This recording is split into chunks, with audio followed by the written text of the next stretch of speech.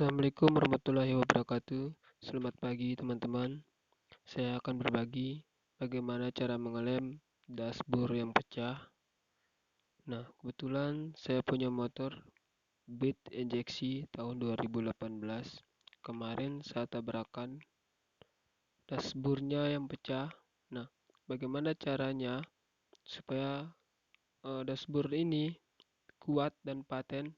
Nah, saya akan berbagi kepada teman-teman cara mengelemnya supaya dashboard ini kuat. Nah, bisa juga mengelem yang lain-lain teman-teman.